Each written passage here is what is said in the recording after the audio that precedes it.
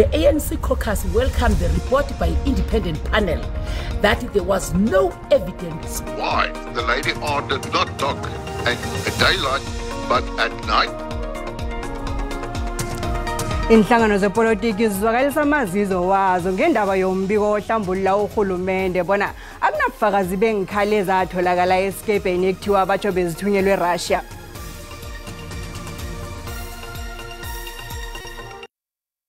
Tere abahlola indumbu baqedile ukuhlola indumbu zabo ngazimbi abama-7.7 ababhubhile emlilweni eJohannesburg.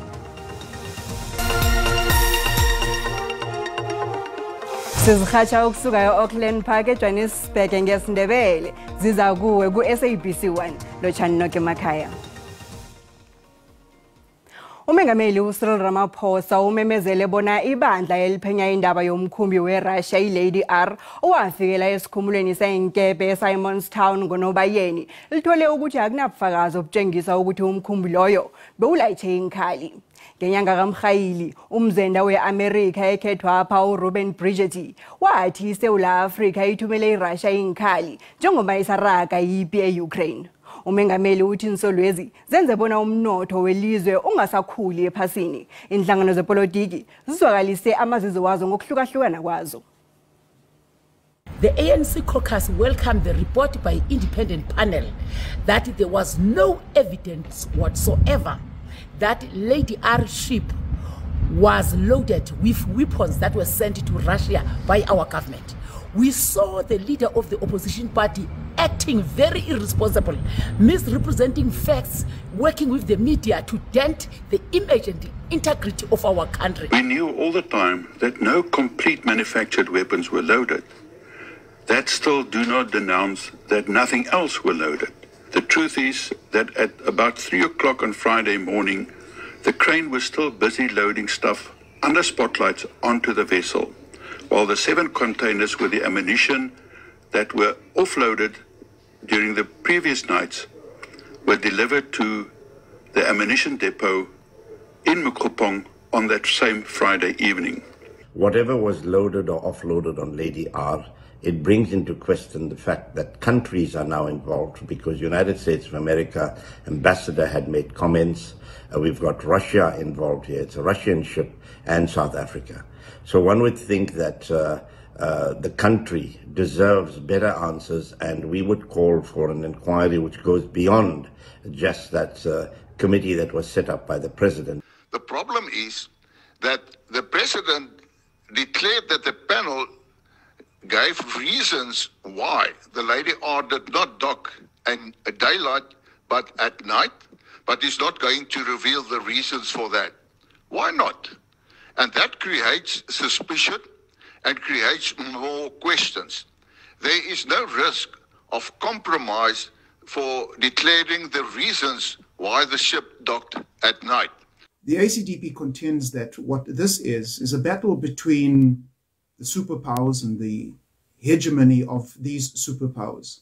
South Africa walks a tightrope, and South Africa has to always walk on the side of truth. We understand that we have interests, trade interests, both the West as well as the East, and the hegemonic powers of these interests would seek to want to influence South Africa in one way or the other.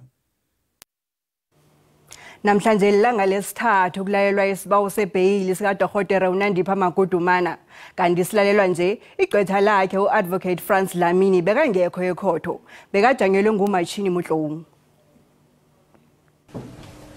Igqwetha likaDokotela Magudumana uMachini Mudlong utshela ikhotho bona igqwetha lombuso kufanele liveze ubufakazi obusho kuMagudumana uhlose ukubaleka elizweneli nanganikelwe ibheyili njengoba nanganazo nencwadi zokuvakatshela kwamanye amazwe nje. To this end, the applicant has not adduced such evidence, neither did the state in its opposition of bail adduce evidence to the effect that the applicant has some interest outside the borders of the Republic of South Africa. Umudlong urage ngokuthi uMagudumana khanga khabotshwe phambilini kanti nokubotshwa kwakhe eTanzania bengasemthethweni kanti uveze nokubana kunenge kungamlahlekela nangangalinga ukubaleka uMagudumana. The applicant has everything to lose, particularly on the strength of the state's case. Nakusenjalo igqwetha lombuso libuza bona kuba yini uMagudumana angakhanga avulela uThabo Bester icala lokuthumba kanti liyasiphikisa isibawu sebhayili sikaMagudumana lithi batsho uMagudumana wahlela ukweqejelo komuntu obotshelwe amacala amakhulu nebekavalelwe ejele elinevikele kweliqinileko. How she found herself in Tanzania, she did not use a passport, which is a requirement for her to get into another country. That has also not been disputed, not by evidence and not even by their own addresses. That the passport was not stamped. How then do you find yourself in Tanzania having been kidnapped? Isiqundo siyokukhutshwa ngomhla ka-11 inyanga lemi. uPeter Yagoba Smart SBV utshengisa isithombe sesigidi kukhulunywa ngaso bona ngisasadumuzimeyiwa waqinisekisa bona mbala ngisekampani le kanti sejo lomunye wabogadi yecompany nabe bathuthi imali eRabe Rich ngomkhayili ngo-2013. Isigidi kukhulunywa ngaso yi-CZ75 9mm pistol. uSmart uthi isigidi isi sabika njengesejweko emapholiseni eRabe Rich kodwa amapholisa akhanga babikele bona sifunyene. Kanti yena waswathola umtato ovela ku-Sergeant Mlawuthi ngo-2020 amtshela bona enza incwadi efungelweko iqinisekisa bona isigidisi ngesekampani ayisebenzilako. Ubufakazi wesibili wethu ubufakazi nguRobert Lionel Zwane oyinyanga esebenzela ePalm Ridge. uZwane utshela ikhotho ukuthi amadoda amathathu afika kuye azokufuna ichutho lomsebenzi yena wapha isiqeza sokuzihlambulula ekuthiwa yinhlanhla emhlophe ukuthi bahlambe ngaso. Hlangana namadoda afikako ngenye azibiza ngoSpiya. uZwane uthi ngemva kwamalanga amabili namkha amathathu uSpiya wavuya wazomtshela ukuthi sebawuphethile umsebenzi kodwa nakunomuntu olimeleko. uSpiya waphiwa isiqeza sokuhlamba godi. Kwathi ngokukhamba kwamalanga kwafika amapholisa ezasekeza nendaba zokuthi kunabantu ababotshiweko begodi igama likaZwane like laphathwa. uZwane uthi amapholisa ambopha ngemva kokumthuthi inthombe. uZwane ubhalelwe kukhomba munye wabasola owafika kuye uthi yena usebenza ngabantu abaningi kanti khabathoma ukubona uSpiya. Abodorhodera baqedile ukuhlola zonke indumbu zabongazimbi ababhubhele emlilweni eJohannesburg. Emalangeni amathathu adluleko kuvele imindeni ema-69 ezikweni elihlola indumbu yazoqinisekisa indumbu zamalunga wemindeni ayo. Abongazimbi abama-62 bathe ukubabazekako okwenza ukuthi kube budisi ukutsho ukuthi babobani. Abodorhodere bazokufanele ukuthi bathembele ekufaniseni ifuzo ukuqinisekisa ukuthi ubani ngibani. Bekube nje selokuthethwe ifuzo ebantwini abali-13. Umnyango wezempilo ubawa imindeni yabongazimbi abama-62 abatshekhulu ukuthi bavakatshele emochara eDeepkloof. Bekube nje babunane abongazimbi besele babulungwe emathuneni we-Oliphant Flay eSewula eJohannesburg.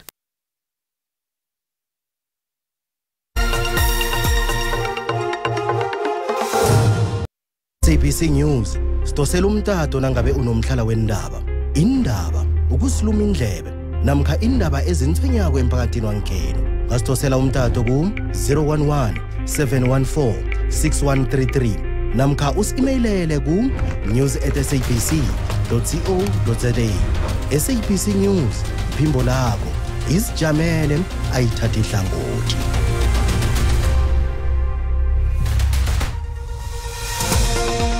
Ubukele indaba zesiNdebele ku-SABC 1 nawusanda ukufika siyakwamukela. Kaze zisekhona indaba khumbula bona indaba eziyatholakala ku-Facebook naku-YouTube. Asirage nazo. Imndeni yabantu abali-19 ababulawe nabadumuzana namapholisa esenzweni ekusola bona babantu ababamba ikoloyi ethutha imali ikunzi eLouis Richard ifike esibhedlela seChirizi eThoyandou. Hlangana nabo kubalwa umndeni womuntu womduna weminyaka ema-24 osebenza ukuhlwengisa ingadi uAlex Mnyambi kunye nosebenza emakhwitshini uJuliet Mugabe. Amapholisa athi kuthome ukudumuzana eLouis Richard nabahlangana nabasolwa ekade bahlele ukuyokubamba ikunzi indawo ebeka imali. Ngokuya kwamapholisa sisola ngokuba ingcenye yesiqhema sesihlangana nabantu ababamba inkoloyi ezithutha imali ikunzi eGauteng, eMpumalanga neLimpopo. Buhlungu obuhlaba ehlizweni obuziwa imindeni le. Lokhu njengombana beyokukhomba indumo zenini zabo esibhedlela seThilitsini. Le mindeni yabantu abali-19 ithuta imali kunzi eLouis Trichardt. Abantu abezi lapha basuke endaweni ezikude eSoweto ngitsho nakwandebele eMpumalanga imbala. Imndeni ibhalile ukukhuluma nabo indaba. Ebangeni elimakhilomitha ambalwa abasola abahlane kubalwa kibo nenyanga yeRandfontein bavele khotho kaMastrata weVuwani. Isiqhemisi esihlobana nalabo abali-19 abadunizweko sibotshwe etohoya ndo. Hlangana namacala esiqaleni nawo kubalwa ukusebenzisa iambulance ngobukirikitshani ebekufuze ukuletha imali. Amapolisa athi basesebanengi abanye abasola bazokubotshwa. The investigation will not stop. It's continuing, and I can promise you that we are still going to arrest more suspects who are involved in these CITs in the province and in other provinces, of course, as they are operating as a syndicate. Leli ke icala lisithilisela umhla ka3 inyanga izako kubanyana kuyokuhlolisisa amakheli walapho bahlala khona basola.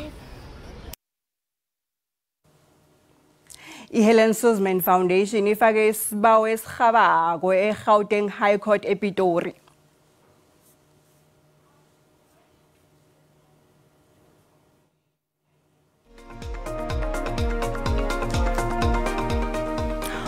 Sizakubuya kileyo indaba umma othileko weLimpopo osola ngokwendisa abomma abanengi bemhawini kwadlawulala eLimpopo namaphandle wePakistan yanentolo. Omunye umma uthi wabhadelwa imali engange-120 yokuthi batsho athathwe liPakistani. Umnyango wendaba zangikhaya uthi uyaphenya.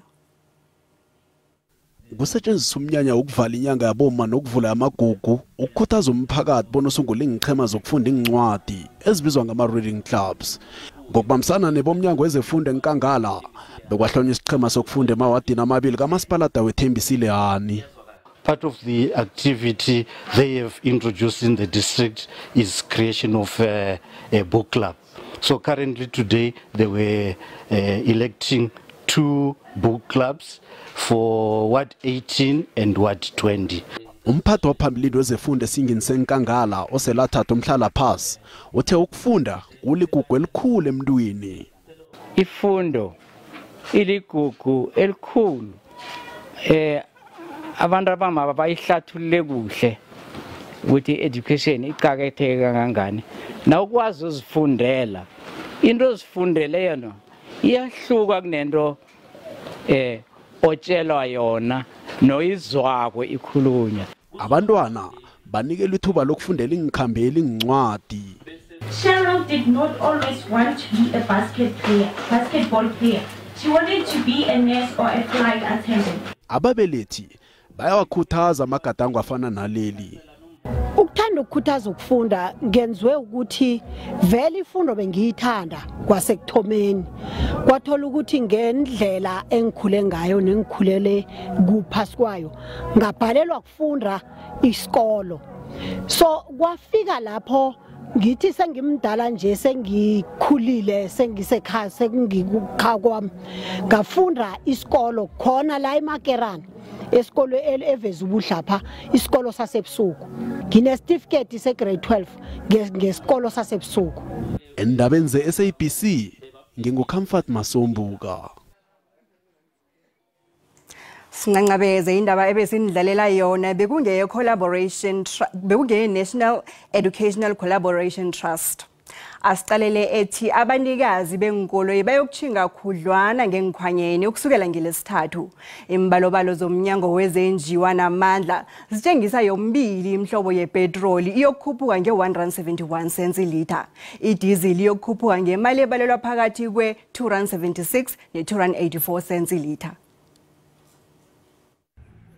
Umnyango wezenjiwa namandla uthi ukunzinza kuhle ekukhuphukeni komthelo wepetrol nedizili ekupheleni kwakavela abahlinze kwenze bona kungangezelela umthelo wesakheko sentengo yedizili nepetrol inyanga lekaKhukhulamungu. Nanyana kunjalo ukukhuphuka kwembaseli kubangelwe into emhleni. Ndengo olehlazi ukhuphuka ukusuka ku$79.75 US dollar yaya ku$84.78 US dollars ngonobangela ukuphakelwa kwayo kancane khulu okubangelwe ukuqindeliswa kokukhiqizwa kwayo iSouth Arabia. Estatementeni sawo umnyango uthi intengo eziphezulu zepetrol zibangelwe ukukhiqizwa kancane nokungabi khona kwendawo ezikhiqizako. Uthi ukuthinteka kokukhiqizwa kwengiqarho ezisetshenziswa epetrolini nesigaba sehlobo kwenze kwabiza khulu kuyikhiqiza. intengo yedizili neparafeni ingezeleleke ngenxa yokulethwa kancane kwe-olehlaza ye-Ural eRussia. Njeke asibuyele endabeni ethi iHelen Suzman Foundation ifake isibawo esirhabako malungana namaphemiti wesikhatshana ekhotho ephakemeko yePitori. Lokhu kunjengombana ungqongqotjhe wezangikhaya uDr Aaron Motsoaledi uyozibilayeza malungana nesahlulelo sango-2021 sokurhoqisa amaphemiti wabantu beZimbabwe abahlala elizweni lekhethweli. iHelen Suzman Foundation igcina idane lekhotho ngenxa yevalo lokuthi ihlelo lesibawo sokuzibilayeza likangqongqotjhe wezangikhaya endabeni yamaphemiti wabantu beZimbabwe bona lizogcina lenza abantu abaphethe amaphemiti babotshwe begcine ngokuthi babuyiselwe emakhabo. In this case, the risk arises that the expiry date of the ZEP could be run down by running out the appeal process, meaning that there would be no real relief to be granted ZEP holders if that is the court's ultimate determination. HSF approached the Minister asking that he agree to observe the protections extended ZEP holders pending the conclusion of the appeal process. This was refused. Ungqongqotjhe wezangikhaya ulobile khotho ngemva kokuthi ikhotho ephakemeko eGauteng ePitori ekusekimeni komnyaka ikhupha isahlulelo esibonelela abamangala ecaleni lokuthi kusulwa amaphemiti weZimbabwe. iZEP ivumela abantu beZimbabwe ababalelwa ku-180,000 ukuthi bangahlala bafunde begodwa basebenze lapha eSouth Africa ngokomthetho. Phambilini ungqongqotjhe waveza bona ufuna ukuzibilayeza ngesahlulelo sekhotho ngombana athi sinobungozi. The two judgments cannot go unchallenged, as they set a dangerous precedent in that the finding of the court on the applicability or otherwise of sections 3 and 4 of the Promotion of Administrative Justice Act is highly questionable, particularly the requirement for public participation when a decision of this nature is taken. The Minister believes that the decision he took was correct and took into consideration all the interests and rights implicated. Ngwezangikhaya bongakaphenduli nasize moyeni. Ekhasini lethu leFacebook sibawe umbono wakho ngezwe ngobatsho yokubana umphakathi usahlele amaphandle eNtwane eDenilton esifundeni seLimpopo ngemva kokuthi umfundisi othileko odabuka eZimbabwe asole umma othileko ngokuthi batsho uyaphathaphatha nakumbona kuyalandela.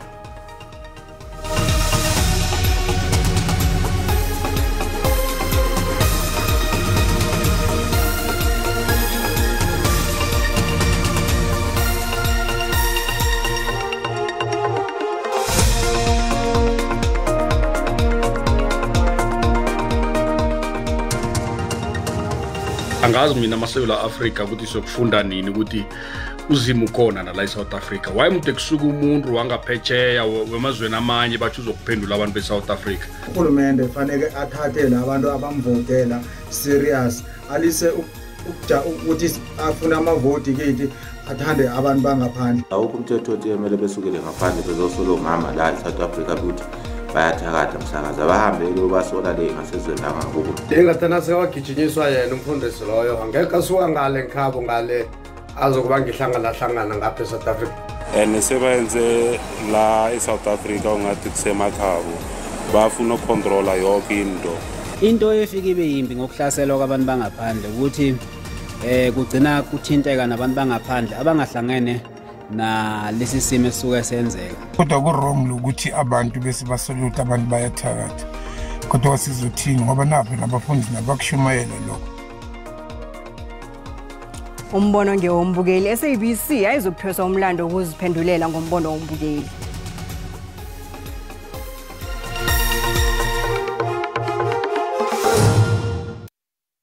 Ngezemali iranda linzinzile nalilinganiswa nezinye imali ezikulu.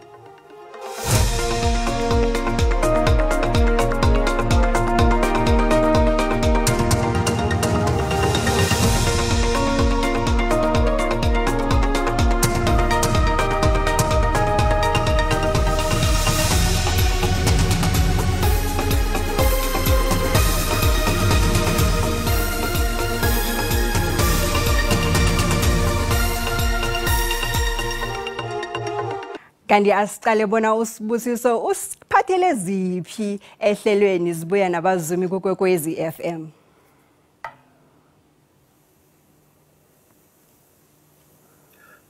Sithokoze njenganje njenganje engakuthanda ukutsho Thandeka ukuthi ke namhlanje sehlelweni izibuya nabazumi ngimi uBenjamin Tsotetse ngihlezi esikhundleni sika Sibusiso Sikhosana ozoba khona kusasa hlangana nendaba esikuphathele zona ngezindaba ezimayelana nabantu ababambe ikunzi amapolisa abobungazimbi nesele imindeni yabo ichinge khona emakhazini nombuso ukuba khomba ukuthi laba ngabe bazinini zabo na kodwa sizokuzwa nange umlando wokuthethwa kwecala elizokuthoma kusasa lamapolisa amathathu eMpumalanga asolwa ngokuthi alinga ukubamba ikunzi kanti hlangana nalokho baveza ukuthi bathole nesigidi esahlotshaniswa nezinye izehlakalo zokubanjwa kwekunzi kanti lokhu uzokuza kuzele ehlelweni zibuya nabazumi ngemva kobana uThemba Sindana sifundele indaba ngesimbi yesithandathu.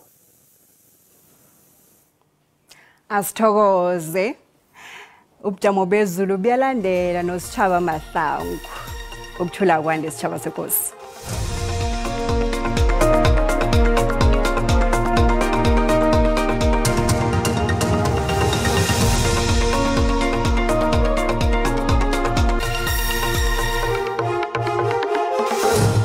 Vulo muhle sithokozile Thandeka ebusuku namhlanje siyabona ukuthi nokho ke kuhle ukukhuluma mbamba bimoya kanti ke imfethezana izulu ikhona khona ngapha ngeKapa kwaphela nakezinye indawo esikhona ngapha ngeGqeberha sihlogomele khuluma mbala nasivakatshela lezi mfunda kunomntana kovela lapha ngeGwini kutsho khona ukuthi kumakhaza ke ezinye indawo ezikhona ngapha ngeMpumalanga yenarhana lapha ngeMpumalanga eKapa ngapho liyakhithika izulu kumakhaza ke lapha 60% eKapa sihlogomele khuluma mbala kana uqala khona ngapha lihle khulu kumambala nasilibona kusasa sikala bazingo kuchisa sibona ukuthi nokho ke ajame njani siyabona ukuthi nakhona ngapha ngePitori lishisa kwamambala ke Brooklyn obukhulu eSprings ngapha ngeJohannesburg 13 ovakatshela lesi sifunda kuyachisa lifikile ihlobo elimpopo phezulu eMusina uyalibona ukuthi Thoyando khona ngapha ngePulukwane ngale ngeliphala le 34 phasi kwadlawulale siliqale khona ngephalaburo 34 wehle uthi Bakersford lizakujama lapha ku 31 na uvakatshela lesi sifunda siliqale lehoboni mbicane phezulu lapha kuBosibali 34 kuchiswa kwamambala wehle uthi ngapha ngeMombela wehle uthi ngapha ngeCarolina eEmerald zakujama ku27 ngaphanga kwaNdebele yonke lichisa kwamambala lapha emalahleni sekhuna ngapha ngeMiddelburg 26